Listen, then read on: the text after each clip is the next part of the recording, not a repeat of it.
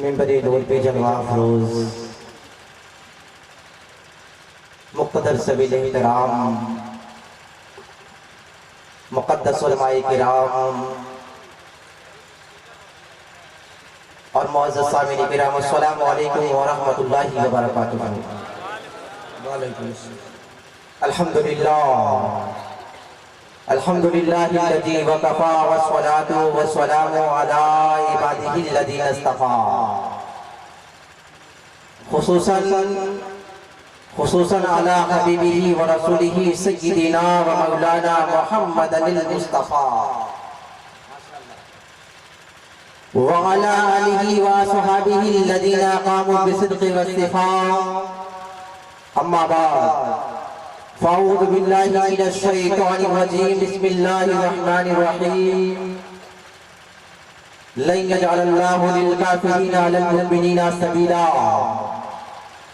صدق اللہ العظیم وصدق رسولہ النبی الامین المتین الکریم، ونحن على ذلك لمن الشاهدين والشاكرين والحمد لله رب العالمين۔ معزز سامعین کرام، آپ اپنے ماتوں کی نگاہوں سے دیکھ رہے ہیں کہ منبر نور پہ دو اولاد غوث اعظم تشریف فرما ہے۔ اگر ان کی فضیلتیں بیان کی جائے تو یقیناً فضیلت میں ہی رات ختم ہو جائے گی، لیکن یقیناً کی مکمل کوئی فضیلت بیان نہیں کر پائے۔ حضور اعلیٰ حضرت علیہ رحمت الرضوان سے پوچھا گیا کہ حضور اگر کوئی سید زادہ کوئی غلطی کر جائے، کوئی سید زادہ کوئی خطا کر جائے تو کیا اس کو سزا دی جائے؟ اعلیٰ حضرت سے سوال کیا گیا کہ اگر کوئی اولاد رسول ہو اور وہ کوئی غلطی کر جائے، کسی غلطی کا ارتکاب کر لے تو کیا اس کو سزا دیا جائے؟ اعلیٰ حضرت فرماتے ہیں کہ ہاں، ان کو سزا تو دی جائے لیکن سزا کی نیت نہ کی جائے، ہے نا؟ ان کو سزا تو دی جائے لیکن سزا کی نیت نہ کی جائے، بلکہ دل میں یہ ارادہ کیا جائے کہ ان کے اوپر بس کپڑا پہنے ہوئے ہیں، ان کے کپڑے میں داغ لگے، اس داغ کو جو ہے دور کیا جا رہا ہے، سزا کی نیت نہ کیا جائے۔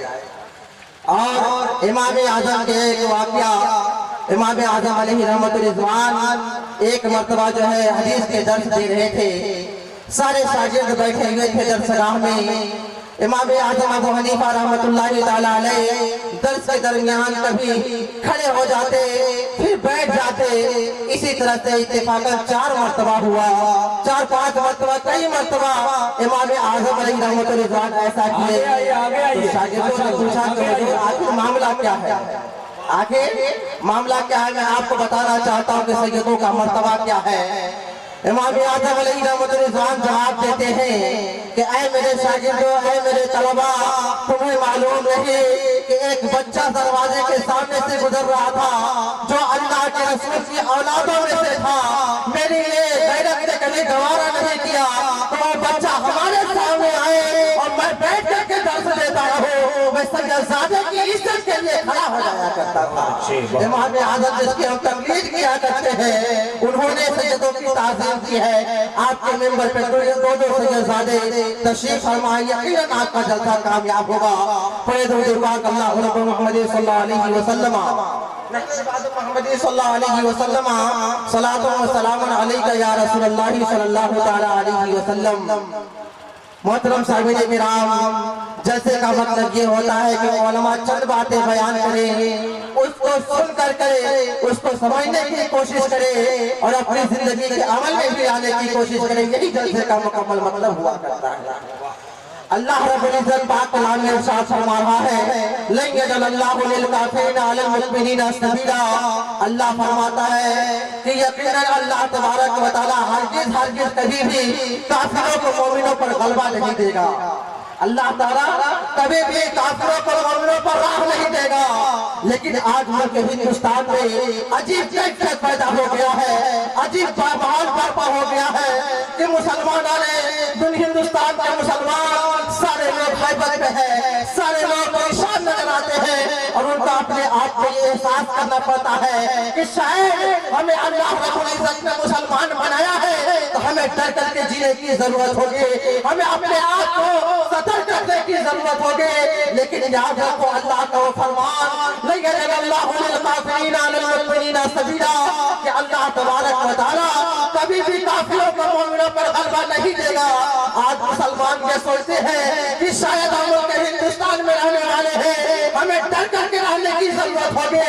लेकिन याद रखें अगर ये आपके अंदर ख्याल आ रहा है तो यकीनन मुझे कहने पर बताना पड़ रहा है कि यकीनन आपके दिलों में जो अल्लाह तबारक व तआला ने ईमान की दौलत रखा है वो ईमान की कमजोरी है। वरना पढ़िए की तारीख को हर जमाने में मुसलमानों की तादाद कम रही है, हर जमाने में मुसलमान कम रहे हैं, लेकिन अल्लाह तबारक व तआला ने जब भी कामयाबी दिया तो मुसलमानों को कामयाबी दिया है।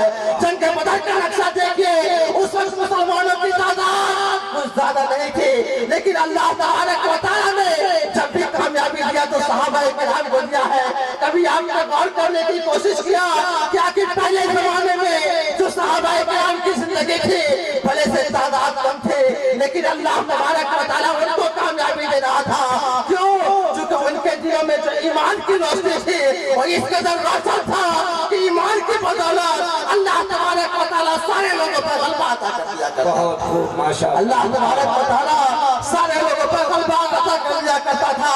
और यकीनन आज भी अगर किसी मुसलमान का ईमान मुकम्मल तौर पर रोशन हो जाए, भले से चाहे किसी भी जमाने में हो और कहीं पर भी हो, अल्लाह तभी कामयाबी देता है तो मुसलमानों को कामयाबी देता है। अबू बकर सिद्दीक का वाक़या मुझे याद आ रहा है। हज़रत अबू बकर सिद्दीक रज़ियल्लाहु तआला अन्हु इसी तरह से यहूदी की मजलिस में बैठ करके तकरीर समाअत कर रहे थे। हज़रत अबू बकर सिद्दीक रज़ियल्लाहु तआला अन्हु यहूदी के एक आलिम की गुफ्तगू समाअत कर रहे थे। यहूदी का आलिम जो है अपने तकरीर के दरमियान गलत बयानी करने लगा। वो कहने लगा कि यकीनन अल्लाह गरीब है और हम लोग मालदार हैं। हज़रत अबू बकर सिद्दीक रज़ियल्लाहु तआला अन्हु उसकी तकरीर को सुन रहे थे।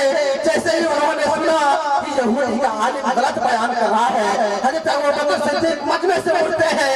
उठने के बाद उस आलिम को जाकर के एक तमाचा कर देते हैं, एक झापड़ उसको मारते हैं। मारने के बाद यहूदियों में हलचल सी मच जाती है। सारे लोग अबू बकर सिद्दीक रज़ियल्लाहु तआला अन्हु के खिलाफ खड़े हो जाते हैं। कहने लगते हैं कि अबू बकर सिद्दीक ने हमारे आलिम की शान में गुस्ताखी की है, लिहाजा इनको हर हाल में सजा मिलनी चाहिए। सारे यहूदी के लोग उठ करके नबी की बारगाह में आ जाते हैं। जाने के बाद ये कहते हैं कि आपको जो खलीफा है अबू बकर सिद्दीक, उन्होंने हमारे आलिम को तमाचा रसीद किया है।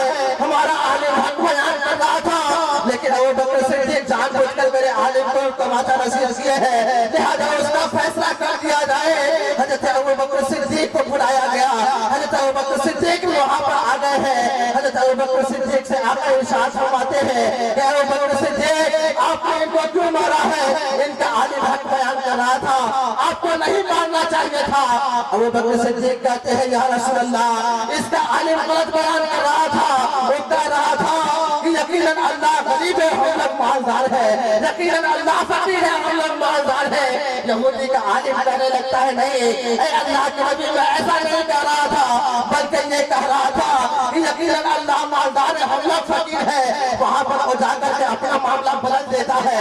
सारे यहूदी लोग भी गवाही देने लगते हैं कि नहीं ये अल्लाह के रसूल, हमारा आलिम सच कह रहा है, हमारा आलिम यही बयान कर रहा था कि यकीनन अल्लाह मालदार है और हम लोग फकीर हैं। हज़रत अबू बकर सिद्दीक कहते हैं नहीं या रसूल अल्लाह, ये सारे लोग झूठ बोल रहे हैं, मामला आगे रुक जाता है। यहूदी कहते हैं कि हमारा आलिम सही बयान कर रहा था। अबू बकर सिद्दीक कहते हैं नहीं या रसूल अल्लाह, इसका आलिम ये कह रहा था कि अल्लाह गरीब है, हम लोग मालदार है, इसका आलिम हक बयान नहीं कर रहा था। अल्लाह के रसूल थोड़ा सा तवक्कुफ करते हैं। तवक्कुफ करने के बाद अल्लाह रब्बुल इज्जत आयत करीमा नाज़िल फरमा देता है, लक़द समी अल्लाहु क़ौलल लज़ीना क़ालू इन्नल्लाहा ग़नीय्युन व नहनु अग़निय्या।